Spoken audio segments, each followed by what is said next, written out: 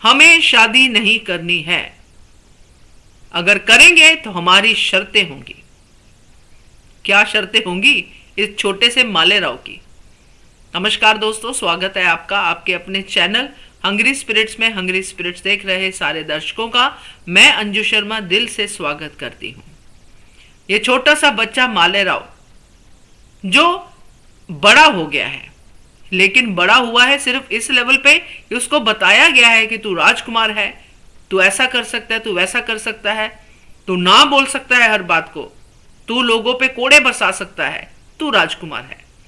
ये उसको बार बार बताया गया है। इसलिए बच्चा तो बच्चा ही है, मगर जो बड़ों वाली बातें कर जाता है वहां पे सबके लिए मुसीबत बन जाता है। अब ये मुसीबत बनी है उसकी शादी, क्योंकि शादी नहीं करनी है ये मालेराव कहता नजर आता है और बच्चों वाले ही एक्सक्यूज देता है। और जब उसको समझाया जाता है तो शर्तें रखता है। अब ये शर्तें क्या हो सकती हैं, इस पे चर्चा तो करना बनता है दोस्तों। पहले वही निवेदन, जिन्होंने अभी तक चैनल को सब्सक्राइब नहीं किया है कृपया कर लीजिए, साथ में दोस्तों बेल आइकॉन दबाइएगा ताकि आपको हमारी वीडियोस के नोटिफिकेशन मिलते रहें। तो मालेराव को मल्हार सरकार समझाते हैं शादी करना क्यों जरूरी है। यहाँ पे भी थोड़ा सा मुझे लगा कि मल्हार सरकार ने जो समझाया वो मल्हार सरकार के जो करैक्टर को सूट नहीं करता, क्योंकि उन्होंने मालेराव को सिर्फ ये समझाया कि दूसरी जो लड़की जो मैना जैसे उसकी पत्नी बन के आएगी उसकी जिम्मेदारियां क्या हैं, उसके लिए मालेराव क्या होंगे, मगर मालेराव के लिए मैना क्या होगी, मालेराव की क्या मैना के प्रति रिस्पॉन्सिबिलिटीज होंगी, वो नहीं उन्होंने समझाया।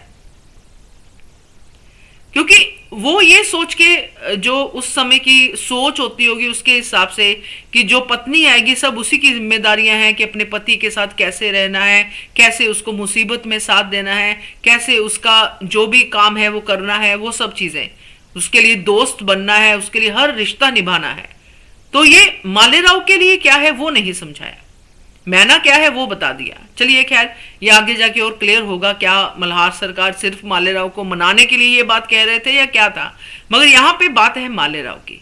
मालेराव जो बहुत ही बिगड़ा हुआ बच्चा है और उसको बिगाड़ने में हर किसी का हाथ है सिवाय उसकी आई के और मल्हार सरकार के। और यहाँ मालेराव शादी को मना कर रहा है और बात उसने बता दी क्यों मना कर रहा है।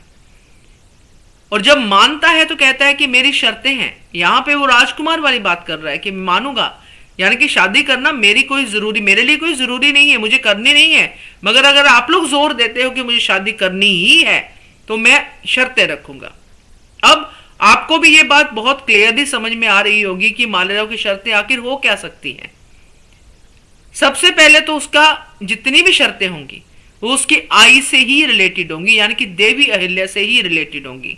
क्योंकि उससे पहले जो सीन हमने देखा, रकमा ने जिस तरह उसको भड़काया और मालेराव ने जैसे रिएक्ट किया कि मैं अपनी आई को यह दिखा दूंगा कि उसका बेटा ही उसको प्यार नहीं करता, वो सब शर्तों में आएगा कि मेरी आई मेरी शादी में नहीं होनी चाहिए। अगर मेरी आई को प्रजा ही प्यारी है, प्रजा के बच्चे ही प्यारे हैं, तो प्रजा के बच्चों के साथ ही रहें। मेरी शादी में अगर मेरी आई होगी तो मैं शादी नहीं करूंगा। इसी बात के इर्द गिर्द ही मालेराव की सब शर्तें जो हैं दोस्तों घूमेंगी, वो सिर्फ देवी अहिल्या के साथ ही होंगी। यानी कि मेरी आई को मैं कैसे प्रताड़ित कर सकता हूं, वो सब चीजें मालेराव सोचेगा कि मुझे इस मौके पे आई ने अकेले छोड़ा तो मैं इस रस्म में आई को नहीं रखूंगा, मुझे इस मौके पे आई ने अकेले छोड़ा तो मैं इस रस्म में आई को नहीं रखूंगा। ये सब एक एक करके मालेराव अपनी शर्तों को बताएगा दोस्तों। और हो सकता है साथ में मैनाबाई के लिए भी थोड़ी शर्तें रखे, क्योंकि दिमाग कुछ इस तरफ ज्यादा ही चलता है जो नेगेटिव चीजों को पैदा करता है। तो मेरे हिसाब से तो देवी अहिल्या के लिए ये बड़ी परेशानी वाली शर्तें हो सकती हैं जो मालेराव रखने वाले हैं।